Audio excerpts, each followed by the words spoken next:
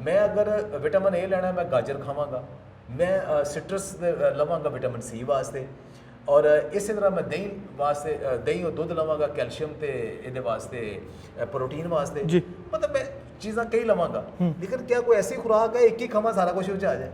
हाँ हाँ ਉਹਨਾਂ ਦੇ ਵਿੱਚੋਂ ਜਿਹੜੀ ਰਿਸਰਚ ਹੋਈ ਉਹਦੇ ਮੁਤਾਬਕ ਜਿਹੜੀ ਟੌਪ ਆਫ ਦੀ ਲਿਸਟ ਸੀ ਨਾ, ਉਹਦੇ 'ਚ ਇੱਕ ਸੁਹਾਂਜਣਾ ਜਾਂ ਮੁਰਿੰਗਾ ਸੀ, ਵਾਹ। ਜਿਹੜਾ ਜਿਹਨੂੰ ਅਸੀਂ ਟਕਰ ਟੋਕਰੀ ਕੀਤਾ ਹੈ। ਬਿਲਕੁਲ ਜੀ। ਅਸੀਂ ਕੀਤਾ ਕਿ ਉਹ ਸਾਡੇ ਖਿੱਤੇ ਦਾ ਬੂਟਾ ਸੀ, ਔਰ ਦੁਨੀਆ ਨੇ ਰਿਸਰਚ ਦੇ ਮੁਤਾਬਕ ਕਿਹਾ ਉਹਨੂੰ, ਦੁਨੀਆ ਨੇ ਉਹਨੂੰ ਕੀ ਕਿਹਾ? ਦੁਨੀਆ ਨੇ ਕਿਹਾ ਕਿ ਮਿਰੀਗਲ ਪਲਾਂਟ ਇਹ mother's best gift to their children है। हाँ हाँ ठीक है, ਉਹਨੂੰ ਮੋਜ਼ਾਤੀ ਪੌਦਾ ਕਿਹਾ ਗਿਆ।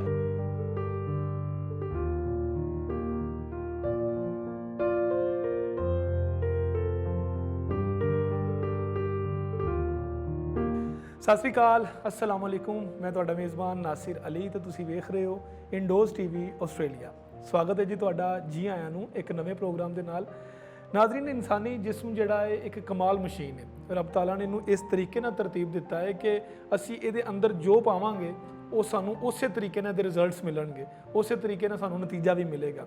ਤੇ ਸਾਡੀ ਖੁਸ਼ਕਿਸਮਤੀ ਹੈ ਕਿ ਅੱਲਾਹ ਤਾਲਾ ਨੇ ਸਾਨੂੰ ਇੱਕ ਐਸਾ ਨਿਜ਼ਾਮ ਦਿੱਤਾ ਹੈ ਕਿ ਐਸੀ ਸਾਨੂੰ ਡਾਈਜੈਸਟਿਵ ਸਿਸਟਮ ਦਿੱਤਾ ਹੈਗਾ ਸਾਨੂੰ ਕਿ ਅਸੀਂ ਜੋ ਵੀ ਖਾਂਦੇ ਹਾਂ, ਜੋ ਵੀ ਪੀਂਦੇ ਹਾਂ, ਸਾਨੂੰ ਉਸੇ ਤਰੀਕੇ ਦੇ ਨਾਲ ਉਹਦਾ ਫੀਡਬੈਕ ਮਿਲਦਾ ਹੈਗਾ। ਅੱਜ ਸਾਡੇ ਨਾਲ ਡਾਕਟਰ ਸ਼ਹਿਜ਼ਾਦ ਬਸਰਾ ਸਾਹਿਬ ਮੌਜੂਦ ਨੇ। ਅਸੀਂ ਇਹਨਾਂ ਨਾਲ ਗੱਲਬਾਤ ਕਰਾਂਗੇ ਤੇ ਇਹ ਜਾਣਨ ਦੀ ਕੋਸ਼ਿਸ਼ ਕਰਾਂਗੇ ਕਿ ਰਮਜ਼ਾਨੁਲ ਮੁਬਾਰਕ ਦੇ ਇਸ ਮਹੀਨੇ ਦੇ ਵਿੱਚ ਸਾਨੂੰ ਕੀ ਖਾਣਾ ਚਾਹੀਦਾ ਹੈ ਤੇ ਇਸ ਤੋਂ ਇਲਾਵਾ ਵੀ ਸਾਨੂੰ ਆਪਣੀ ਜ਼ਿੰਦਗੀ ਦੇ ਵਿੱਚ ਡੇਲੀ ਰੂਟੀਨ ਦੇ ਵਿੱਚ ਆਪਣੇ ਡਾਈਟ ਨੂੰ ਕਿਸ ਤਰ੍ਹਾਂ ਪਲਾਨ ਕਰਨਾ ਚਾਹੀਦਾ। ਜੀ अस्सलाम वालेकुम सर। ਵਾਲੇਕੁਮ ਅਸਲਾਮ ਜੀ। ਕੀ ਹਾਲ ਚਾਲ ਹੈ? ਅਲਹਮਦੁਲਿਲਾ ਜੀ, ਸ਼ੁਕਰ ਅੱਲਾਹ ਦਾ। ਸਰ, ਸਭ ਤੋਂ ਪਹਿਲਾਂ ਤੇ ਬਹੁਤ ਸ਼ੁਕਰੀਆ ਕਿ ਤੁਸੀਂ ਆਪਣਾ ਜਿਹੜਾ ਮਸਰੂਫ ਟਾਈਮ ਸੀ ਉਹਦੇ ਵਿੱਚੋਂ ਸਾਨੂੰ ਵਕਤ ਜਿਹੜਾ ਇਨਾਇਤ ਕੀਤਾ ਹੈਗਾ। ਤੁਸੀਂ ਬਹੁਤ ਸਾਰੇ ਆਪਣੇ YouTube ਚੈਨਲਸ ਦੇ ਜ਼ਰੀਏ ਵੀ ਲੋਕਾਂ ਨੂੰ ਆਗਾਹੀ ਦੇ ਰਹੇ ਹੋ, ਲੋਕਾਂ ਨੂੰ ਸ਼ਊਰ ਦੇ ਰਹੇ ਹੋ ਖਾਣ ਪੀਣ ਦੇ ਹਵਾਲੇ ਦੇ ਨਾਲ, ਜਿਹੜਾ ਬੜਾ ਜ਼ਰੂਰੀ ਹੈਗਾ। ਤੇ ਪਹਿਲਾ ਸਵਾਲ ਹੀ ਮੇਰਾ ਇਹੀ ਹੋਏਗਾ ਕਿ ਮੌਜੂਦਾ ਤਨਾਜ਼ਰ ਦੇ ਵਿੱਚ ਕਿ ਗਰਮੀ ਦੇ ਵਿੱਚ ਜਿਹੜਾ ਹੈ ਉਹ ਰੋਜ਼ੇ ਚੱਲ ਰਹੇ ਨੇ, ਤੇ ਤੁਸੀਂ ਕੀ ਸਮਝਦੇ ਹੋ ਕਿ ਜੋ ਵੀ ਅਫਤਾਰ ਜਾਂ ਸੈਰ ਟਾਈਮ ਕੀ ਪਲਾਨ ਹੋਣਾ ਚਾਹੀਦਾ? ਸਾਦਾ ਜਿਹਾ ਪਹਿਲੇ ਦੱਸ ਦਿਓ ਇੱਕ ਮਿਡਲ ਕਲਾਸ ਵਾਸਤੇ। ਜੀ ਬਹੁਤ ਸ਼ੁਕਰੀਆ ਜੀ, ਬੜਾ ਅਹਿਮ ਅੱਜ ਕੱਲ੍ਹ ਇਹ ਸਵਾਲ ਵੀ ਹੈ। ਰਮਜ਼ਾਨ ਦੇ ਵਿੱਚ ਔਰ ਵੀ ਗਰਮੀਆਂ ਦਾ ਜਿਹੜਾ ਰਮਜ਼ਾਨ ਹੈ, ਹਰ ਬੰਦੇ ਦੇ ਜ਼ਿਹਨ 'ਚ ਇਹ ਆਉਂਦਾ ਹੈ ਕਿ ਗਰਮੀ ਬਹੁਤ ਹੈ, ਦਿਨ ਬੜਾ ਲੰਬਾ ਹੈ ਤੇ ਇਹਦੇ ਵਿੱਚ ਭੁੱਖ ਤੋਂ ਜ਼ਿਆਦਾ ਤਰੇ ਜ਼ਿਆਦਾ ਲੱਗਣੀ ਹੈ ਤੇ ਪਾਣੀ ਦੀ ਕਮੀ ਮੈਨੂੰ ਬਹੁਤ ਜ਼ਿਆਦਾ ਹੋ ਜਾਣੀ ਹੈ, ਮੈਂ ਪਾਣੀ ਸਟੋਰ ਕਰ ਲਵਾਂ। ਲੇਕਿਨ ਇਨਸਾਨੀ ਜਿਸਮ ਐਸਾ ਹੈ ਕਿ ਉਹ ਪਾਣੀ ਜ਼ਿਆਦਾ ਸਟੋਰ ਨਹੀਂ ਕਰ ਸਕਦਾ। ਉਹ ਊਂਠ ਦੇ ਵਿੱਚ ਤੇ ਖਸੂਸੀਅਤ ਹੈ, ਲੇਕਿਨ ਇਨਸਾਨ ਦੇ ਵਿੱਚ ਜ਼ਿਆਦਾ ਨਹੀਂ ਹੈ। ਸਹੀ। ਤੁਸੀਂ ਜਦੋਂ ਪਾਣੀ ਦੀ ਸ਼ਕਲ ਦੇ ਵਿੱਚ ਪਾਣੀ ਨੂੰ ਜ਼ਿਆਦਾ ਸਹਿਰੀ ਜਾਂ ਅਫਤਾਰ ਜ਼ਿਆਦਾ ਲਵਾਂਗੇ ਅਸੀਂ, ਉਹ ਕੁਝ ਅਰਸੇ ਤੋਂ ਬਾਅਦ ਉਹਨੇ ਖਤਮ ਹੋ ਜਾਣਾ, ਉਹ ਜਿਸਮ 'ਚ ਨਹੀਂ ਰਹਿਣਾ। ਇੱਕ ਤਾਂ ਜ਼ਿਹਨ 'ਚ ਇਹ ਰੱਖਣਾ ਹੈ ਕਿ ਸਾਨੂੰ ਉਹ ਪਿਆਸ ਬਰਦਾਸ਼ਤ ਕਰਨੀ ਪੈਣੀ ਪੂਰਾ ਦਿਨ। ਅਸੀਂ ਪਾਣੀ ਸਟੋਰ ਨਹੀਂ ਕਰ ਸਕਦੇ, ਅਸੀਂ ਆਪਣੀ ਜ਼ਰੂਰਤ ਦੇ ਮੁਤਾਬਕ ਹੀ ਲੈਣਾ ਹੈ। ਠੀਕ। ਅੱਛਾ, ਇੱਕ ਅਕਸਰ ਲੋਕਾਂ ਨੂੰ ਇਹ ਅੰਦਾਜ਼ਾ ਨਹੀਂ ਹੁੰਦਾ ਕਿ ਪਾਣੀ ਜਿਹੜਾ ਨਾ ਉਹ ਸਿਰਫ ਪਾਣੀ ਦੀ ਸ਼ਕਲ ਤੋਂ ਇਲਾਵਾ ਵੀ ਅੱਲਾਹ ਤਾਲਾ ਨੇ ਬਹੁਤ ਸਾਰੀ ਚੀਜ਼ਾਂ 'ਚ ਪਾਣੀ ਰੱਖਿਆ ਹੈ। ਅਗਰ ਉਹ ਨਾ ਲਵਾਂਗੇ ਨਾ, ਉਹ ਜ਼ਿਆਦਾ ਦੇਰ ਤੱਕ ਜਿਸਮ ਦੇ ਵਿੱਚ ਰਹੇਗਾ। ਅੱਛਾ ਜੀ, ਉਹਨੂੰ ਸਮਝਣ ਦੀ ਲੋੜ ਹੈ। ਮਤਲਬ ਅਸੀਂ ਸਹਿਰੀ ਦੇ ਵਿੱਚ ਅਗਰ ਮੈਂ 4 ਜਾਂ 5 ਜਾਂ 6 ਗਲਾਸ ਪਾਣੀ ਪੀ ਲੈਣਾ, ਉਹ ਕੀ ਹੋਏਗਾ ਕਿ ਮੈਨੂੰ ਇੱਕ ਤੇ ਸਹਿਰੀ ਤੋਂ ਬਾਅਦ ਨਮਾਜ਼ ਵੀ ਮੈਂ ਔਖਾ ਹੋ ਕੇ ਪੜਾਂਗਾ, ਫਿਰ ਨਮਾਜ਼ ਤੋਂ ਬਾਅਦ ਮੈਂ ਸੌਣ ਦੀ ਕੋਸ਼ਿਸ਼ ਕਰਨੀ ਹੈ, ਮੈਨੂੰ ਉਹ ਵੀ ਜਿਹੜੇ ਵਾਸ਼ਰੂਮ ਦੇ ਚੱਕਰ ਨੇ ਉਹ ਨਹੀਂ ਮੁੱਕਣੇ, ਉਹ ਨਾ ਮੇਰੀ ਨੀਂਦ ਪੂਰੀ ਹੋਣੀ ਹੈ ਤੇ ਨਾ ਮੇਰਾ ਉਹ ਪਾਣੀ ਰਹਿਣਾ ਹੈ। ਉਹ ਮੈਂ 10-11 ਵਜੇ ਤੱਕ ਨਾ ਆਵਾਜ਼ਾਰ ਰਹਿਣਾ, ਉਸ ਤੋਂ ਬਾਅਦ ਮੇਰਾ ਪਾਣੀ ਜਿਸਮ ਦਾ ਪਾਣੀ ਉੱਥੇ ਦਾ ਉੱਥੇ ਹੀ ਆ ਜਾਣਾ। ਠੀਕ। ਲੇਕਿਨ ਜੇ ਮੈਂ ਕੁਝ ਚੀਜ਼ਾਂ ਐਸੀਆਂ ਲਈਆਂ ਜਿਵੇਂ ਫਰੂਟ ਹੈ, ਲਿਕੁਇਡਸ ਨੇ, ਬਾਕੀ ਨੇ, ਉਹਨਾਂ ਵਿੱਚ ਸਬਜ਼ੀਆਂ ਤੇ ਜਿਹੜਾ ਫਰੂਟ ਦੇ ਵਿੱਚ ਜਿਹੜਾ ਪਾਣੀ ਹੈ ਨਾ, ਉਹ ਪਾਣੀ ਜਿਸਮ 'ਚ ਫੌਰਨ ਰਿਲੀਜ਼ ਨਹੀਂ ਹੁੰਦਾ, ਉਹ ਆਹਿਸਤਾ ਰਿਲੀਜ਼ ਹੁੰਦਾ ਹੈ। ਨਾਲ ਉਹਦੇ ਫਾਈਬਰ ਵੀ ਹੈ, ਵਿਟਾਮਿਨ ਵੀ ਨੇ, ਸਾਰਾ ਕੁਝ ਵੀ ਹੈ, ਮਿਨਰਲਸ ਵੀ ਹੈ। ਉਹ ਜਿਸਮ ਨੂੰ ਵੀ ਤਾਕਤ ਦੇਣਗੇ, ਤੁਹਾਡੀ ਤਵਾਨਾਈ ਵੀ ਬਹਾਲ ਕਰਨਗੇ ਔਰ ਆਹਿਸਤਾ ਰਿਲੀਜ਼ ਹੋਏਗਾ। ਖਾਲੀ ਪਾਣੀ ਦੀ ਬਜਾਏ ਅਗਰ ਤੁਸੀਂ ਲੱਸੀ ਵੀ ਲੈ ਲਵੋ, ਉਹ ਵੀ ਥੋੜਾ ਸਲੋ ਰਿਲੀਜ਼ ਹੋਏਗੀ। ਠੀਕ। ਇਸ ਤਰ੍ਹਾਂ ਹੈ ਕਿ ਐਕਸਟਰਾ ਪੀਣ ਦੀ ਜ਼ਰੂਰਤ ਨਹੀਂ ਹੈ। ਠੀਕ। ਤੇ ਇਸੇ ਤਰ੍ਹਾਂ ਅਫਤਾਰੀ ਦੇ ਵਿੱਚ ਅਗਰ ਤੁਸੀਂ ਯਕ ਲਖ ਤੇ ਇਕੱਠਾ ਪਾਣੀ ਜ਼ਿਆਦਾ ਪੀ ਲੋਗੇ ਤੇ ਉਹ ਇੱਕ ਰੇਸ਼ੋ ਜਿਸਮ ਦੀ ਹੁੰਦੀ ਹੈ, ਜਿਸਮ ਨੂੰ ਐਬਜ਼ਾਰਬ ਕਰਨ ਦੀ ਇੱਕ ਸਲਾਹੀਅਤ ਹੁੰਦੀ ਹੈ, ਤੁਸੀਂ ਉਹਨੂੰ ਖਰਾਬ ਕਰ ਪਾਵੋਗੇ। ਅਗਰ ਉਹਨੂੰ ਵੀ ਤੁਸੀਂ ਸਬਰ ਦੇ ਨਾਲ ਆਹਿਸਤਾ ਪੀਓ। ਮਸਲਨ ਅੱਜ ਕੱਲ੍ਹ ਤਰਬੂਜ਼ ਆ ਰਿਹਾ, ਤਰਬੂਜ਼ ਦੇ ਵਿੱਚ ਅੱਲਾਹ ਤਾਲਾ ਨੇ ਵੈਸੇ ਹੀ 90% ਦੇ ਕਰੀਬ ਪਾਣੀ ਹੀ ਰੱਖਿਆ ਔਰ ਉਹਦੇ ਵਿੱਚ ਜਿਹੜਾ ਫਾਈਬਰ ਹੈ, ਮਿਨਰਲਸ ਨੇ, ਵਿਟਾਮਿਨਸ ਨੇ, ਉਹ ਖਜ਼ਾਨਾ ਹੈ ਪੂਰਾ। ਉਹਦੇ 'ਚ ਕੋਈ ਮਿੱਠਾ, ਕੋਈ ਨਮਕ, ਕੋਈ ਚੀਜ਼ ਪਾਉਣ ਦੀ ਲੋੜ ਕੋਈ ਨਹੀਂ। ਸਿੰਪਲ ਉਹਨੂੰ ਸ਼ੇਕ ਕਰ ਲਓ, ਉਹ ਹੀ ਇੱਕ ਤੁਹਾਡਾ ਡਰਿੰਕ ਬਣ ਜਾਣਾ, ਉਹ ਹੀ ਜੂਸ ਬਣ ਜਾਣਾ। ਜ਼ਿਆਦਾ ਜ਼ਿਆਦਾ ਉਹ 'ਚ ਪੁਦੀਨਾ, ਉਹਦੇ ਇੱਕ ਨਿੰਬੂ ਥੋੜਾ ਜਿਹਾ ਨਿਚੋੜ ਲਓ, ਉਹਦੀ ਨਿਊਟ੍ਰੀਸ਼ਨ ਹੋਰ ਬਿਹਤਰ ਹੋ ਜਾਏਗੀ।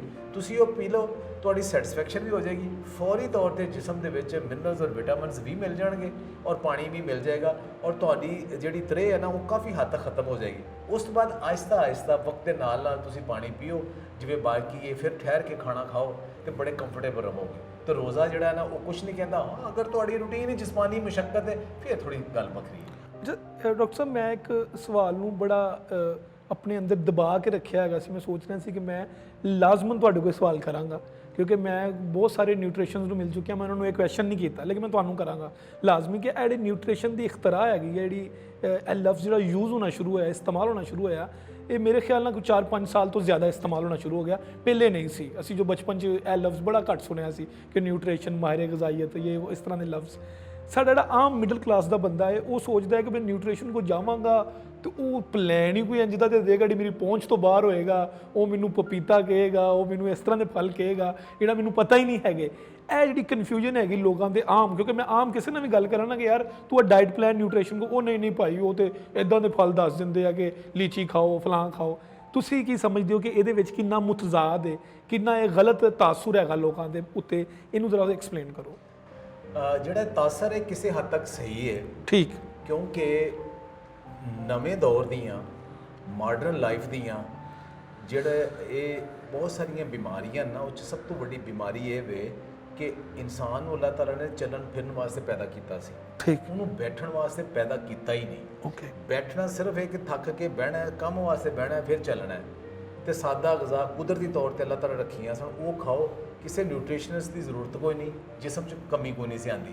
ਲੇਕਿਨ ਜਦੋਂ ਮਾਡਰਨ ਲਾਈਫ ਸਟਾਈਲ ਆਇਆ, ਤੁਸੀਂ ਬੈਠ ਗਏ ਤੇ ਨਾਲ ਜਿਹੜੀਆਂ ਅੱਛੀਆਂ ਚੀਜ਼ਾਂ ਸਨ ਉਹਨਾਂ ਨੂੰ ਗਲਤ ਪਰਹੇਜ਼ ਦੇ ਨਾਲ ਬੰਦ ਕਰ ਦਿੱਤਾ ਤੇ ਉਹਦੇ ਆਲਟਰਨੇਟ ਜਿਹੜੀ ਚੀਜ਼ਾਂ ਸਨ ਉਹਨੇ ਤੁਹਾਨੂੰ ਬਿਮਾਰ ਕਰ ਦਿੱਤਾ।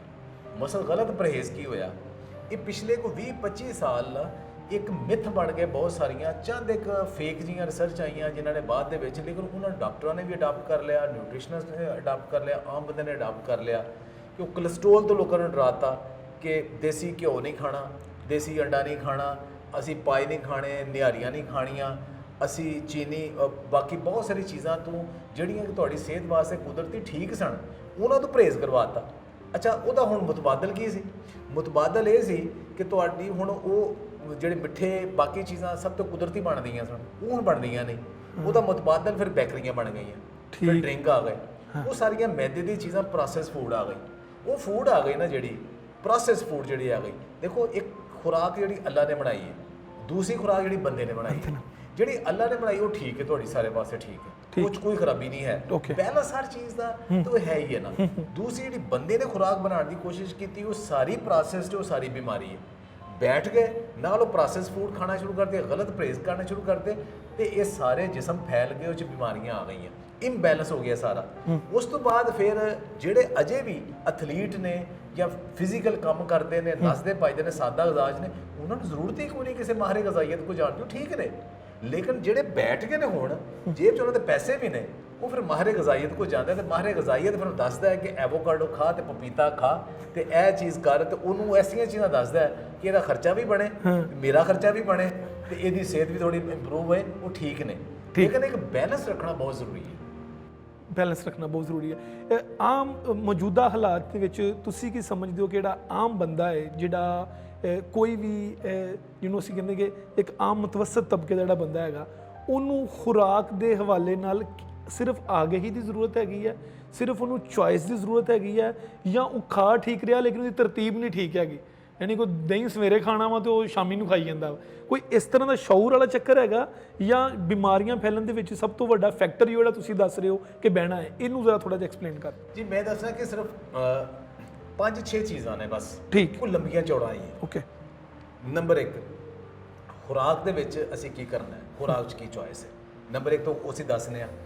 ਦੂਸਰਾ ਇਹ ਵੇ ਕਿ ਜਿਸਮਾਨੀ ਮੁਸ਼ੱਕਤ ਬਹਿਣਾ ਉਹ ਕਿੰਨਾ ਕੁ ਹੋਵੇ, ਠੀਕ ਹੈ। ਤੀਸਰੀ ਚੀਜ਼ ਹੈ ਕਿ ਜ਼ਿਹਨੀ ਸਕੂਨ ਤੁਹਾਡਾ ਕਿੰਨਾ ਹੈ, ਤੇ ਜਿਹੜਾ ਖਾਣਾ ਹੈ ਉਹ ਓਵਰ ਈਟਿੰਗ ਕਰਨੀ ਹੈ ਜਾਂ ਇਤਦਾਲ 'ਚ ਖਾਣਾ, ਇਤਦਾਲ 'ਚ, ਠੀਕ ਹੈ। ਇਹ ਤੇ ਚੀਜ਼ਾਂ ਬੜੀਆਂ ਮੁਕਸਰ, ਤਿੰਨੇ ਜਿਹੜੀਆਂ ਬੜੀਆਂ ਮੁਕਸਰ ਨੇ। ਚੰਗੀ ਚੀਜ਼ ਵੀ ਬਹੁਤੀ ਖਾਓਗੇ ਤੇ ਉਹ ਤੁਹਾਡੇ ਵਾਸਤੇ ਨਾ ਨੁਕਸਾਨਦੇਹ ਹੋ ਜਾਏਗੀ, ਠੀਕ। ਦੁੱਧ 1 ਗਲਾਸ ਪੀਓਗੇ ਠੀਕ ਹੈ, ਤੁਹਾਨੂੰ ਕਹੇ ਕਿ ਦੁੱਧ 10 ਗਲਾਸ ਪੀ ਲਓ, ਉਹ ਕੀ ਬਣ ਜਾਏਗਾ ਉਹਦਾ? ਕੋਈ ਅੱਛੀ ਤੋਂ ਅੱਛੀ ਚੀਜ਼ ਵੀ ਜਿਹੜੀ ਹੈ ਨਾ ਇਤਦਾਲ 'ਚੋਂ ਠੀਕ ਹੈ। ਸਹੀ। ਦੂਸਰੀ ਚੀਜ਼ ਐਕਟੀਵਿਟੀ, ਜਿੰਨਾ ਚੱਲੋਗੇ, ਐਕਸਰਸਾਈਜ਼ ਕਰੋਗੇ, ਗੇਮਾਂ 'ਚ ਕਰੋਗੇ, ਜਿਸਮ ਨੂੰ ਹਿਲਾਉਂਦੇ ਰਹੋਗੇ, ਉਨਾ ਬਿਹਤਰ ਹੈ। ਜ਼ਿਹਨੀ ਤੌਰ ਤੇ ਪੁਰਸਕੂਨ ਰਹੋਗੇ, ਹਰ ਚੀਜ਼ ਠੀਕ ਹੈ। ਹੁਣ ਜਿਹੜੀ ਵੱਡੀ ਗੱਲ ਹੈ ਕਿ ਖੁਰਾਕ, ਉਹ ਖੁਰਾਕ 'ਚ ਕੀ ਚੀਜ਼ਾਂ ਨੇ, ਮੇਰੇ ਹਿਸਾਬ ਨਾਲ ਜ਼ਿਆਦਾ ਨਹੀਂ ਹੈ, ਥੋੜੇ ਜਿਹੇ ਚੰਦ ਪੁਆਇੰਟ ਨੇ, ਔਰ ਹਰ ਬੰਦੇ ਵਾਸਤੇ ਆਸਾਨੀ ਨਾਲ ਕਰਨ ਵਾਲੀਆਂ। ਕਿਹੜੀ ਚੀਜ਼ਾਂ ਜਿਹੜੀ ਕੰਮ ਯੂਜ਼ ਕਰਨੀਆਂ ਨੇ, ਔਰ ਉਹ 'ਚ ਕੀ ਕੰਮ ਯੂਜ਼ ਕਰਨਾ ਹੈ ਕਿ ਚੀਜ਼ ਨੂੰ ਕੁਦਰਤੀ ਹਾਲਤ 'ਚ ਇਸਤੇਮਾਲ ਕਰਨਾ। ਅਸੀਂ ਸ਼ੁਰੂ ਕਰ ਲੈਂਦੇ ਹਾਂ ਨਮਕ ਤੋਂ। ਦੁਨੀਆ ਦਾ ਸਭ ਤੋਂ ਬਿਹਤਰ ਨਮਕ ਜਿਹੜਾ ਨਾ, ਪਾਕਿਸਤਾਨ ਦਾ ਜਿਹੜਾ ਪਿੰਕ ਹਿਮਾਲੀਅਨ ਸਾਲਟ, ਜਿਹਨੂੰ ਹੁਣ ਨਾਮ ਦਿੱਤਾ ਗਿਆ, ਜਿਹੜਾ ਪੁਰਾਣੇ ਜ਼ਮਾਨੇ ਦੇ ਵਿੱਚ ਸਾਡਾ ਖਿਓੜਾ ਤੋਂ ਨਿਕਲਦਾ, ਜਿਹੜਾ ਪੱਥਰ ਵਾਲਾ ਨਮਕ ਸੀ, ਠੀਕ, ਉਹ ਕੁਦਰਤੀ, ਉਹ 'ਚ ਮਿਨਰਲਸ ਵੀ ਨੇ, ਸਾਰਾ ਕੁਝ ਵੀ ਹੈ, ਉਹ ਬੈਸਟ ਹੈ। ਓਕੇ। ਅੱਛਾ, ਉਹ ਸਾਡੇ ਕੋਲ ਦੁਨੀਆ ਦਾ ਮਹਿੰਗਾ ਤਰੀਨ ਨਮਕ ਹੈ, ਤੇ ਅਸੀਂ ਸਮੁੰਦਰ ਦਾ ਜਿਹੜਾ ਨਾ ਪ੍ਰੋਸੈਸਡ ਨਮਕ ਲੈ ਕੇ ਉਹ ਘਰਾਂ 'ਚ ਇਸਤੇਮਾਲ ਵਿੱਚ ਆਇਓਡੀਨ ਪਾ ਕੇ। ਆਇਓਡੀਨ ਉੱਥੇ ਇਸਤੇਮਾਲ ਹੁੰਦਾ ਹੈ ਜਿੱਥੇ ਕੋਈ ਥਾਇਰੋਕਸਿਨ ਗਲੈਂਡ ਦਾ ਮਸਲਾ ਹੈ, ਆਇਓਡੀਨ ਦੀ ਕਮੀ ਹੈ। ਬਾਕੀਆਂ ਨੂੰ ਜ਼ਿਆਦਾ ਨਮਕ ਆਇਓਡੀਨ ਦੇ ਦਿਓਗੇ ਤਾਂ ਉਹਨਾਂ ਦਾ ਥਾਇਰਾਇਡ ਗਲੈਂਡ ਜਿਹੜਾ ਨਾ, ਥਾਇਰੋਕਸਿਨ ਇੱਕ ਹਾਰਮੋਨ, ਡਿਸਟਰਬ ਹੋ ਜਾਏਗਾ, ਉਹਦੀ ਜ਼ਰੂਰਤ ਕੋਈ ਨਹੀਂ। ਤੇ ਪਹਿਲਾ ਹੈ ਕਿ ਸਾਦਾ ਸਸਤਾ ਪੱਥਰ ਵਾਲਾ ਨਮਕ ਘਰ ਇਸਤੇਮਾਲ ਕਰੋ, ਥੋੜਾ ਇਸਤੇਮਾਲ ਕਰੋ, ਜ਼ਿਆਦਾ ਨਹੀਂ। ਠੀਕ। ਦੂਸਰੀ ਚੀਜ਼ ਜਿਹੜੀ ਸਭ ਤੋਂ ਵੱਡੀ ਚੀਜ਼ ਹੈ, ਉਹ ਵੇ ਚੀਨੀ। ਜਿਹੜੀ ਅਸਲ ਕੁਦਰਤੀ ਮਿਠਾਸ ਨੇ ਉਹ ਠੀਕ ਨੇ। ਗੰਨੇ ਤੋਂ ਜਿਹੜਾ ਗੁੜ ਬਣਦਾ ਹੈ ਨਾ, ਉਹ ਕਿਸੇ ਹੱਦ ਤੱਕ ਠੀਕ ਹੈ, ਉਹਨੂੰ ਇਸਤੇਮਾਲ ਕਰੋ। ਸ਼ਹਿਦ ਇਸਤੇਮਾਲ ਕਰੋ, ਜਿਹੜੇ ਮਿੱਠੇ ਨੇ ਕੁਦਰਤੀ ਹਾਲਤ 'ਚ ਫਰੂਟਸ ਵਾਲੇ ਉਹ ਠੀਕ ਨੇ। ਲੇਕਿਨ ਜਦੋਂ ਪ੍ਰੋਸੈਸ ਕਰਕੇ ਚੀਨੀ ਬਣਾਤੀ, ਉਹ ਚੀਨੀ ਸਭ ਤੋਂ ਵੱਡਾ ਜ਼ਹਿਰ ਹੈ। ਅੱਛਾ। ਉਹ ਬਹੁਤ ਵੱਡਾ ਜ਼ਹਿਰ ਹੈ। ਚੀਨੀ ਦਾ ਜ਼ਿਆਦਾ ਇਸਤੇਮਾਲ ਜਿਹੜਾ ਨਾ, ਉਹ ਫੈਟੀ ਲੀਵਰ ਕਰਦਾ ਹੈ, ਕੋਲੇਸਟ੍ਰੋਲ ਬਣਾਉਂਦਾ ਹੈ। ਆਮ ਤੌਰ ਤੇ ਲੋਕ ਸਮਝਦੇ ਨੇ ਸ਼ਾਇਦ ਘਿਓ ਖਾਣ ਨਾਲ ਕੋਲੇਸਟ੍ਰੋਲ ਬਣਦਾ, ਨਹੀਂ, ਚੀਨੀ ਖਾਣ ਨਾਲ ਕੋਲੇਸਟ੍ਰੋਲ ਬਣਦਾ ਹੈ। ਸਭ ਤੋਂ ਜ਼ਿਆਦਾ ਜਿਸਮ ਦੇ ਅੰਦਰ ਜਿਹੜਾ ਕੋਲੇਸਟ੍ਰੋਲ ਜੰਮਦਾ ਹੈ ਨਾ, ਉਹ ਜ਼ਿਆਦਾ ਮਿੱਠਾ ਔਰ ਚੀਨੀ ਪ੍ਰੋਸੈਸ ਖਾਣ ਦਾ, ਉਹਦੇ ਨਾਲ ਸਭ ਤੋਂ ਜ਼ਿਆਦਾ ਉਹਦੇ ਨਾਲ ਬਣਦਾ ਹੈ। ਓ ਮਾਈ ਗॉड। ਇੱਕ ਤੇ ਉਹ ਮਿੱਠਾ ਜਿਹੜਾ ਹੈ ਨਾ, ਉਹਨੂੰ ਘਟਾਉਣਾ ਹੈ। ਠੀਕ। ਤੀਸਰੀ ਜਿਹੜੀ ਸਭ ਤੋਂ ਵੱਡੀ ਚੀਜ਼, ਜਿੱਥੇ ਸਾਡੇ ਪਾਕਿਸਤਾਨੀਆਂ ਨੂੰ ਜਾਂ ਬਰੇ ਸਗੀਰ ਦੇ ਨੂੰ ਸਭ ਲੋਕਾਂ ਨੂੰ ਸੁਣ ਕੇ ਝਟਕਾ ਲੱਗਦਾ ਹੈ, ਉਹ ਵੇ ਮੈਦਾ। ਠੀਕ ਹੈ। ਰੋਟੀ ਤੋਂ ਜਦੋਂ ਅਸੀਂ ਕਹਿੰਦੇ ਆ ਨਾ ਕਿ ਜਿਹੜਾ ਅੱਲਾਹ ਤਾਲਾ ਨੇ ਬਣਾਈ ਸੀ ਨਾ ਗੰਦਮ, ਖਾਲਸ ਗੰਦਮ ਛਿਲਕੇ ਵਾਲੀ, ਪੱਥਰ ਦੀ ਚੱਕੀ ਤੇ ਪਿਸਵਾ ਕੇ ਖਾਣੀ ਹੈ, ਉਹ ਤੁਹਾਡੇ ਵਾਸਤੇ ਠੀਕ ਹੈ। ਜਿਹਦੇ ਚੋਂ ਫਾਈਬਰ ਕੱਢ ਕੇ ਜਾਂ ਚਾਈਨਾ ਚੱਕੀ 'ਚ ਪੀ ਕੇ ਤੇ ਉਹ ਜਾਂ ਉਹਦੇ ਚੋਂ ਹਰ ਸ਼ੈ ਕੱਢ ਕੇ ਸਿਰਫ ਮੈਦਾ ਬਣਾ ਦੇਣਾ ਨਾ, ਮੈਦੇ ਤੋਂ ਵੱਡਾ ਜ਼ਹਿਰ ਜਦੀਦ ਸਾਇੰਸ 'ਚ, ਜਦੀਦ ਦੁਨੀਆ ਦੇ ਵਿੱਚ ਹੈ ਹੀ ਕੋਈ ਨਹੀਂ। ਮੈਦੇ ਦੀ ਬਣੀ ਹਰ ਚੀਜ਼ ਜਿਹੜੀ ਹੈ ਨਾ, ਤੁਹਾਡੇ ਵਾਸਤੇ ਨੁਕਸਾਨਦੇਹ ਹੈ। ਕੋਈ ਚੀਜ਼ ਵੀ ਜਿਹਦੇ 'ਚ ਮੈਦਾ ਪੈ ਗਿਆ ਨਾ, ਉਹ ਤੁਹਾਡੀ ਸਿਹਤ ਵਾਸਤੇ ਠੀਕ ਨਹੀਂ ਹੈ। ਅਗਰ ਤੁਸੀਂ ਸਿਹਤ ਬਰਕਰਾਰ ਰੱਖਣੀ ਹੈ, ਸਿੰਪਲ ਸਾਦਾ ਚੱਕੀ ਦਾ ਆਟਾ ਲਿਆ ਕੇ ਉਹਦੀ ਰੋਟੀ ਖਾਓ। ਮੈਦੇ ਵਾਲੀ ਚੀਜ਼ ਤੋਂ ਅਵਾਇਡ ਕਰੋ। ਮੈਦੇ ਵਾਲੀ ਚੀਜ਼ਾਂ ਕਿਹੜੀਆਂ ਨੇ? ਤੁਹਾਡੀ ਸਾਰੀਆਂ ਬੇਕਰੀ ਪ੍ਰੋਡਕਟਸ। ਹੁਣ ਤੱਕ ਤੁਹਾਨੂੰ ਮੈਂ ਦੋ ਚੀਜ਼ਾਂ ਦੱਸੀਆਂ ਨੇ ਨਕਮੀਆਂ, ਠੀਕ ਹੈ। ਇੱਕ ਮੈਂ ਚੌਥੀ ਚੀਜ਼ ਦੱਸਣਾ, ਉਹ ਵੇ cooking oil. Best cooking oil ਕਿਹੜਾ ਹੈ? ਸਾਡੇ ਖਾਣੇ ਪੱਕਦੇ ਨਾ, ਜਿਹੜਾ ਇਨਸਾਨੀ ਜਿਸਮ ਦੇ ਵਿੱਚ ਮੈਟਾਬੋਲਾਈਜ਼ ਹੋ ਜਾਂਦਾ ਔਰ ਮੁਕੰਮਲ ਤੌਰ ਤੇ ਸਾਡੇ ਜਿਸਮ ਨੂੰ ਸੂਟ ਕਰਦਾ ਨਾ, ਉਹ ਦੇਸੀ ਘਿਓ ਤੇ ਮੱਖਣ ਹੈ। ਜਦੀਦ ਸਾਇੰਸ ਕਹਿੰਦੀ ਹੈ ਕਿ ਜਿਹੜਾ ਦੇਸੀ ਘਿਓ 'ਚ ਹੱਥ ਤਲੀ ਤੇ ਰੱਖੋ ਨਾ, ਪਿਘਲ ਜਾਏਗਾ, ਉਹ ਜੰਮਦਾ ਨਹੀਂ। ਦੇਸੀ ਘਿਓ ਇੱਥੇ ਤਲੀ ਤੇ ਰੱਖੋ, ਇਨਸਾਨੀ ਜਿਸਮ ਤੋਂ ਪਿਘਲ ਜਾਏਗਾ।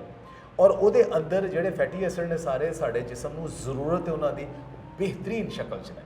ਉਸ ਤੋਂ ਬਾਅਦ ਫਿਰ ਔਲਿਵ ਆਇਲ ਆਉਂਦਾ ਹੈ। ਉਹ ਮਹਿੰਗਾ ਬੜਾ ਹੈ, ਹਰ ਬੰਦਾ ਅਫੋਰਡ ਨਹੀਂ ਕਰ ਸਕਦਾ, ਲੇਕਿਨ ਉਹ ਪਕਾਉਣ ਵਾਸਤੇ ਨਹੀਂ ਹੈ, ਉਹ ਵੀ ਚੋਪੜਨ ਵਾਸਤੇ ਹੈ। ਤੇ ਇਹਦਾ ਹੋਰ ਆਲਟਰਨੇਟ ਕੀ ਹੈ?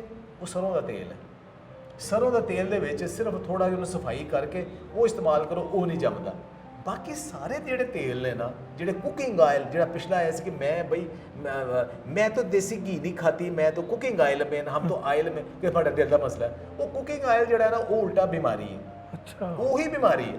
ਅੱਛਾ, ਹੁਣ ਤੁਸੀਂ ਕੁਕਿੰਗ ਆਇਲ ਜਾਂ ਬਨਸਪਤੀ ਘਿਓ, ਉਹ ਮੈਦਾ, ਚੀਨੀ, ਆ ਤਿੰਨ ਚੀਜ਼ਾਂ ਰਲ ਕੇ ਕੀ ਬਣਦੀਆਂ ਨੇ? ਬੇਕਰੀ।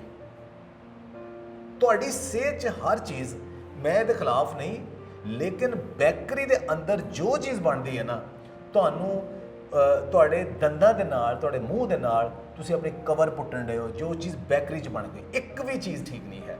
ਔਰ ਉਹ ਹੀ ਸਾਡੇ ਮਤਲਬ ਕਿ ਸਾਡਾ ਰੋਜ਼ਮਰਾ ਦਾ ਹਿੱਸਾ ਬਣ ਗਿਆ। ਬਸ ਇਹਨਾਂ ਚੀਜ਼ਾਂ ਤੋਂ ਅਵਾਇਡ ਕਰ ਲਓ।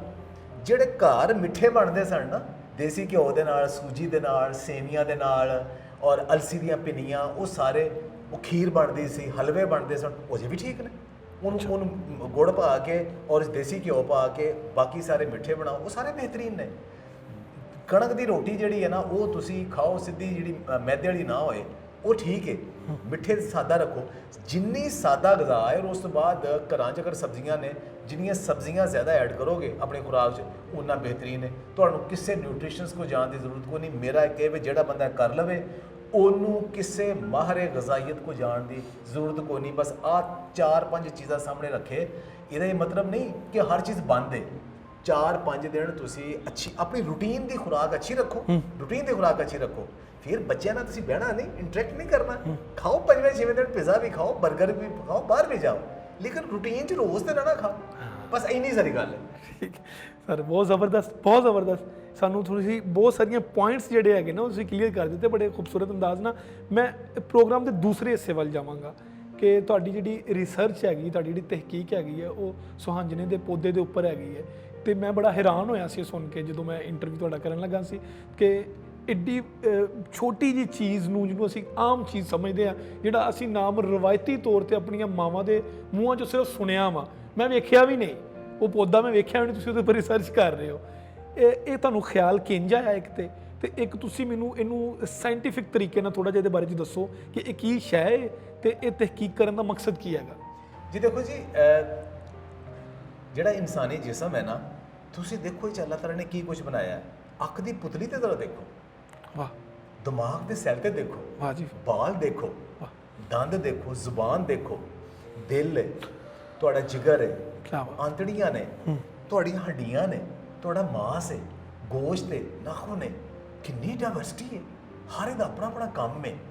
ਤੇ ਇਹਨੂੰ ਅਗਰ ਸਿਰਫ ਅਸੀਂ ਸਮਝੀਏ ਕਿ ਇਹ ਇਸੇ ਤਰ੍ਹਾਂ ਹੀ ਬਣਨਾ ਹੈ, ਇੰਝ ਸਮਝੋ ਇੱਕ ਬਿਹਤਰੀਨ ਖੂਬਸੂਰਤ ਤੁਹਾਡੇ ਸਾਹਮਣੇ ਕੋਠੀ ਹੈ, ਬਹੁਤ ਖੂਬਸੂਰਤ ਕੋਠੀ, ਉਹਦੇ ਉੱਤੇ ਬੈਸਟ ਟਾਈਲਾਂ, ਬੈਸਟ ਚੀਜ਼ਾਂ ਬਿਹਤਰੀਨ ਲਿਆ ਕੇ ਤੁਸੀਂ ਲਾਈਆਂ ਨੇ। ਤੇ ਤੁਸੀਂ ਕਹੋ ਨਹੀਂ ਜੀ ਮੈਂ ਤੇ ਮੇਰੇ ਕੋਲ ਤੇ ਗਾਰਾ ਹੈ ਸਿਰਫ, ਤੇ ਮੇਰੇ ਕੋਲ ਸਿਰਫ ਆਹ ਮਿੱਟੀ ਹੈ, ਤੇ ਮੇਰੇ ਕੋਲ 2-4 ਇੱਟਾਂ ਨੇ, ਉਹਦੇ ਨਾਲ ਮੈਂ ਘਰ ਬਣਾਉਣਾ ਹੈ। ਫਿਰ ਉਹ ਖੂਬਸੂਰਤ ਕੋਠੀ ਤੇ ਨਹੀਂ ਬਣ ਸਕਦੀ ਨਾ। ਬਿਲਕੁਲ ਨਹੀਂ। ਉਹਦੇ ਨਾਲ ਤੇ ਉਹ ਗਾਰੇ ਦਾ ਇੱਕ ਛੋਟਾ ਜਿਹਾ ਕੋਠੜਾ ਹੀ ਬਣਨਾ ਹੈ ਨਾ, ਜਾਂ ਕੱਪੜਾ ਜਿਹਾ ਲਾ ਕੇ ਖੈਮਾ ਹੀ ਬਣਨਾ ਹੈ ਨਾ। ਸਹੀ ਕਹਿ ਰਹੇ ਹੋ। ਹਵਾ ਚੱਲਣੀ ਤਾਂ ਉਹਨੇ ਉੱਡ ਜਾਣਾ ਹੈ, ਹਨੇਰੀ ਆਣੀ ਹੈ, ਮੀਂਹ ਪੈਣਾ ਹੈ ਤਾਂ ਕੋਠਾ ਬਹਿ ਜਾਣਾ ਹੈ। ਲੇਕਿਨ ਕੋਠੀ ਜਿਹੜੀ ਉਹ ਆਪਣੀ ਜਗ੍ਹਾ ਖੜੀ ਹੈ। ਅੱਲਾਹ ਤਾਲਾ ਨੇ ਜਿਸਮ ਜਿਹੜਾ ਨਾ ਇੰਨਾ ਖੂਬਸੂਰਤ ਡਾਇਵਰਸੀਫਾਈਡ ਬਣਾਇਆ। ਉਹਦੇ ਵਾਸਤੇ ਤੁਹਾਨੂੰ ਸਾਰੀ ਫੂਡ ਐਂਡ ਨਿਊਟ੍ਰੀਸ਼ਨ ਜਿਹੜੀ ਨਾ ਸਭ ਕੁਝ ਚਾਹੀਦਾ, ਹਰ ਸ਼ੈ ਚਾਹੀਦੀ। ਅੱਛਾ, ਪਹਿਲਾਂ ਬਣਾਉਣ ਵਾਸਤੇ ਚਾਹੀਦੀ, ਫਿਰ ਉਹਨੂੰ ਮੇਨਟੇਨ ਕਰਨ ਵਾਸਤੇ ਚਾਹੀਦੀ, ਫਿਰ ਉਹਨੂੰ ਬਿਮਾਰੀਆਂ ਤੋਂ ਬਚਾਉਣ ਵਾਸਤੇ ਚਾਹੀਦੀ, ਫਿਰ ਬੁਢਾਪੇ ਨੂੰ ਲੇਟ ਕਰਨ ਵਾਸਤੇ ਚਾਹੀਦੀ। ਸਾਰਾ ਕੁਝ ਮੁਸਲਸਲ ਚਾਹੀਦਾ। ਹੁਣ ਇਸ ਕਾਰਪੇਟ ਤੇ ਅਸੀਂ ਬੈਠੇ ਹਾਂ, ਕਾਰਪੇਟ ਥੋੜਾ ਜਿਹਾ ਫਟ ਜਾਂਦਾ, ਤੁਸੀਂ ਕਹੋਗੇ ਨਹੀਂ ਇੱਥੇ ਮੈਂ ਨਾ ਟਾਕੀ ਲਾ ਦੇਣਾ, ਤੇ ਇਹ ਸੋਹਣੀ ਲੱਗੇਗੀ? ਤੁਹਾਡੀ ਦੀਵਾਰ ਦੇ ਉੱਤੋਂ ਪਲਸਤਰ ਉਖੜ ਜਾਂਦਾ, ਤੁਸੀਂ ਉੱਥੇ ਗਾਰਾ ਲਿਆ ਕੇ ਲਾ ਦਿਓ ਤਾਂ ਕੀ ਬਣ ਜਾਏਗਾ? ਬੁਰਾ ਲੱਗੇਗਾ। ਬੁਰਾ ਲੱਗਿਆ। ਉਹਨੂੰ ਉਸੇ ਚੀਜ਼ ਨਾਲ ਲਾਓਗੇ ਤੇ ਤਾਂ ਰਿਪਲੇਸਮੈਂਟ ਬਿਲਕੁਲ। ਟਾਇਲ ਦੀ ਥਾਂ ਉਹੀ ਟਾਇਲ ਲਾਓਗੇ ਤਾਂ ਖੂਬਸੂਰਤ ਲੱਗੇਗੀ। ਇਸ ਤਰ੍ਹਾਂ ਹੀ ਹੈ ਨਾ। ਬਿਲਕੁਲ। ਹੁਣ ਇਨਸਾਨੀ ਜਿਸਮ ਮੁਸਲਸਲ ਟ੍ਰਾਂਸਫਾਰਮ ਹੋ ਰਿਹਾ, ਠੀਕ ਹੈ, ਮੁਸਲਸਲ ਟ੍ਰਾਂਸਫਾਰਮ ਹੋ ਰਿਹਾ। ਈਵਨ ਜਿਹੜੇ ਦਿਮਾਗ ਦੇ ਸੈੱਲ ਨੇ ਨਾ, ਉਹ ਵੀ 12 ਤੋਂ ਲੈ ਕੇ 20 ਮਹੀਨੇ 'ਚ ਉਹ ਵੀ ਰਿਪਲੇਸ ਹੁੰਦੇ ਨੇ। ਇਰਤਕਾਈ ਇਸ ਠੀਕ ਟ੍ਰਾਂਸਫਾਰਮ, ਪਹਿਲੇ ਮਰ ਜਾਂਦੇ, ਨਵੇਂ ਬਣ ਜਾਂਦੇ। ਜਿਹੜੇ ਤੁਹਾਡੇ ਆਂਤੜੀਆਂ ਦੇ ਬਾਕੀ ਲਾਈਨਿੰਗ ਹੈ, ਉਹ ਤੇ ਇੱਕ ਦਿਨ ਦੇ ਵਿੱਚ ਰਿਪਲੇਸ ਹੁੰਦੇ ਰਹਿੰਦੇ ਨੇ। ਠੀਕ ਹੈ, ਹਥੇਲੀ ਵਾਲੇ ਇਹ ਰਿਪਲੇਸ ਹੁੰਦੇ ਰਹਿੰਦੇ ਨੇ। ਠੀਕ ਹੈ, ਜ਼ੁਬਾਨ ਦੇ ਮੂੰਹ ਦੇ ਰਿਪਲੇਸ ਹੁੰਦੇ ਨੇ ਜਲਦੀ। ਖੂਨ ਤੁਹਾਡਾ ਜਿਹੜਾ 90 ਦਿਨੇ ਸਾਰਾ ਰਿਪਲੇਸ ਹੋ ਜਾਂਦਾ, ਯਾਨੀ ਨਵੇਂ ਸਾਰੇ ਬਣਦੇ ਨੇ ਪਏ। ਤੇ ਉਹ ਸਾਰਾ ਕੁਝ ਨਵਾਂ ਬਣਦਾ ਪਿਆ ਫੈਕਟਰੀ ਦੇ ਵਿੱਚ। ਉਹਨੂੰ ਰਾ ਮਟੀਰੀਅਲ ਪੂਰਾ ਦੇਣਾ ਹੈ ਨਾ। ਬਿਲਕੁਲ। ਅਗਰ ਪੂਰਾ ਨਹੀਂ ਦੇਵਾਂਗੇ ਫਿਰ ਕੀ ਹੋਏਗਾ? ਕਮੀ ਰਹਿ ਜਾਏਗੀ ਨਾ, ਉਹ ਨਹੀਂ ਬਣਨਗੇ, ਜਿਸਮ ਕਮਜ਼ੋਰ ਹੋ ਜਾਏਗਾ। ਜਿਸਮ ਕਮਜ਼ੋਰ ਹੋ ਜਾਏਗਾ, ਜਾਂ ਤੇ ਬਣੇਗਾ ਨਹੀਂ ਪੂਰਾ।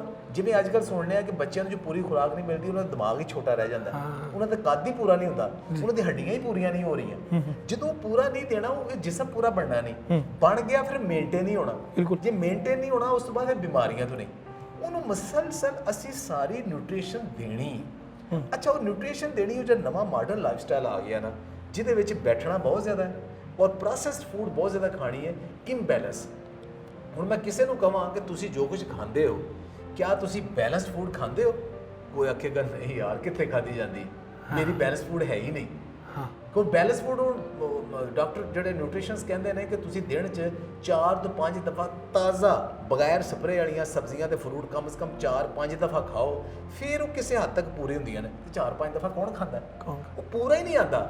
ਬਲਕਿ ਸਾਨੂੰ ਕਈ ਦਿਨ ਲੰਘ ਜਾਂਦੇ ਨੇ, ਫਰੂਟ ਦੀ ਵਾਰੀ ਨਹੀਂ ਆਉਂਦੀ ਜਾਂ ਸਲਾਦ ਦੀ ਵਾਰੀ ਨਹੀਂ ਆਉਂਦੀ। ਬਿਲਕੁਲ ਸਹੀ ਕਹਿ ਰਹੇ। ਅੱਛਾ, ਉਹ ਕਮੀ ਰਹਿ ਗਈ ਪੂਰੀ। ਹੁਣ ਉਹ ਕਮੀ ਲੋਕਾਂ ਨੂੰ ਕਿਹਾ ਦੇ ਕਿ ਤੁਸੀਂ ਜੀ ਕਿਚਨ ਗਾਰਡਨਿੰਗ ਕਰੋ, ਇੰਨੀਆਂ ਸਬਜ਼ੀਆਂ ਖਾਓ, ਕਹਿੰਦੇ ਸਾਡੇ ਕੋਲ ਨਹੀਂ ਖਾਧੀ ਜਾਂਦੀ।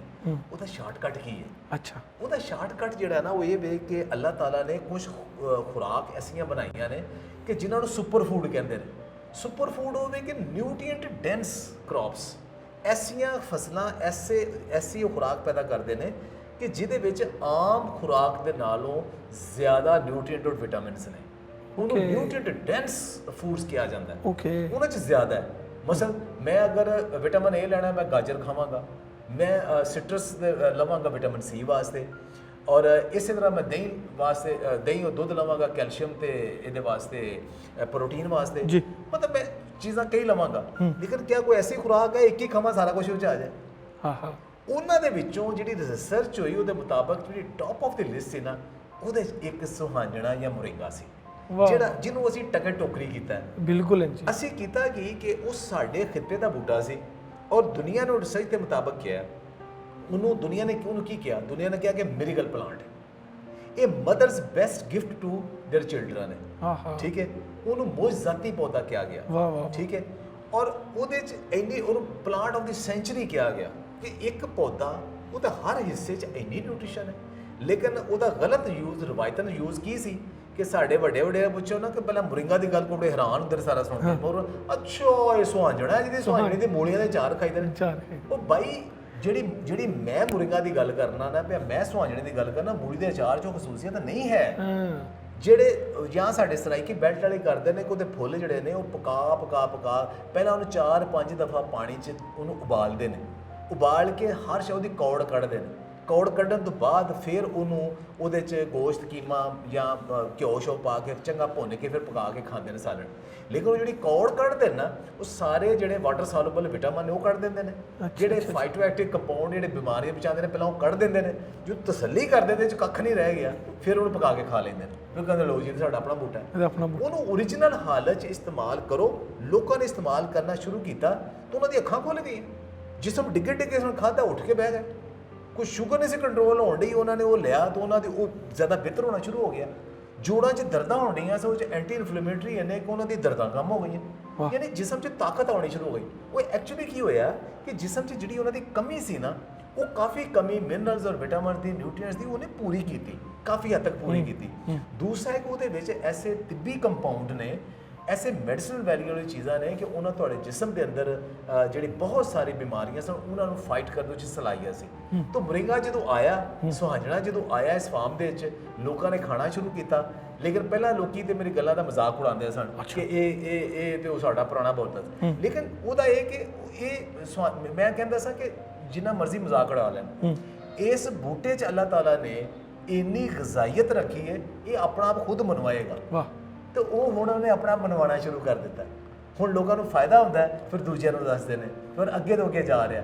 ਹੁਣ ਉਹ ਖੁਰਾਕ ਦਾ ਹਿੱਸਾ ਬਣਦਾ ਪਿਆ, ਫਿਰ ਉਹਦੀ ਮਾਰਕੀਟਿੰਗ ਹੋ ਰਹੀ ਹੈ, ਲੋਕੀ ਲਗਾ ਰਹੇ ਨੇ।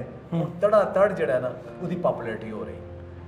ਇਹਦਾ ਸਰ ਤੁਸੀਂ ਸਾਡੇ ਖਿੱਤੇ ਦੇ ਵਿੱਚ, ਫੈਸਲਾਬਾਦ ਦੇ ਵਿੱਚ, ਲਾਇਲਪੁਰ ਦੇ ਵਿੱਚ ਤੁਸੀਂ ਵਾਹਦ ਸੀ ਜਿਨ੍ਹਾਂ ਨੇ ਇਹਨੂੰ ਐਜ਼ ਅ ਕੰਪੇਨ ਲੈ ਕੇ ਚੱਲੇ। ਇਹਨੂੰ ਤੁਸੀਂ ਆਪਣੇ ਇਹਦੇ 'ਤੇ ਵੀਡੀਓਜ਼ ਵੀ ਬਣਾਈਆਂ, ਤੁਸੀਂ ਆਪਣੇ ਚੈਨਲ 'ਤੇ ਅਪਲੋਡ ਵੀ ਕੀਤੀਆਂ।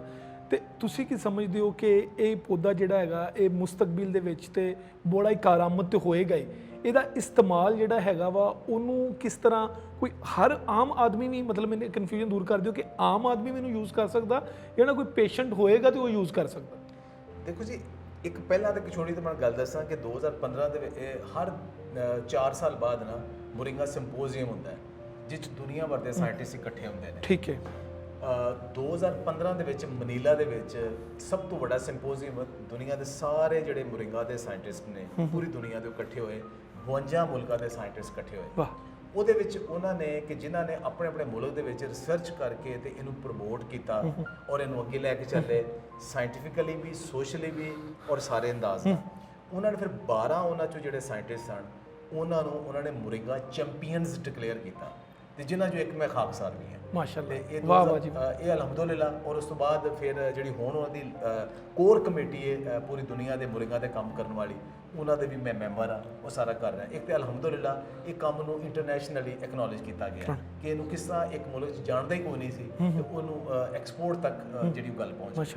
ਹੁਣ ਅਗਲੀ ਗੱਲ ਕਿ ਹੁਣ ਮੈਂ ਕਿਸੇ ਨੂੰ ਕਹਾਂ ਨਾ ਕਿ ਤੂੰ ਇਹ ਐਕਸਰਸਾਈਜ਼ ਇਹ ਖੁਰਾਕ ਕਰ ਲੈ ਤੇ ਤੈਨੂੰ ਦਿਲ ਦਾ ਮਸਲਾ ਨਹੀਂ ਹੋਏਗਾ। ਕਿਉਂਕਿ ਨਹੀਂ, ਮੈਨੂੰ ਤੇ ਅਜੇ ਹਾਰਟ ਅਟੈਕ ਨਹੀਂ ਹੋਇਆ, ਮੈਨੂੰ ਅਜੇ ਸ਼ੂਗਰ ਨਹੀਂ ਹੋਈ। ਮੈਂ ਕਿਹਾ ਚਲੋ ਪੁੱਤਰ ਫਿਰ ਤੂੰ ਹੁਣ ਜੇ ਇੰਤਜ਼ਾਰ ਕਰ।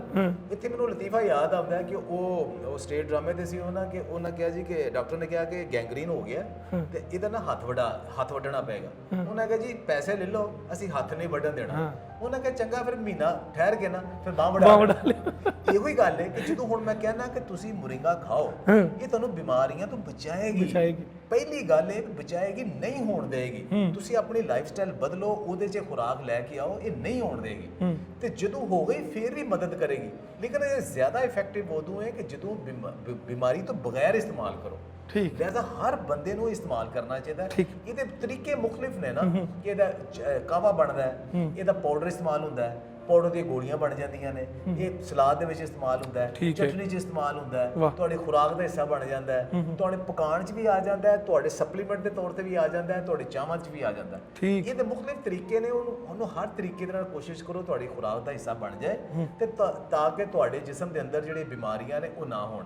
ਮੈਂ ਤੁਹਾਨੂੰ ਇੱਕ ਐਗਜ਼ਾਮਪਲ ਦਵਾਂ।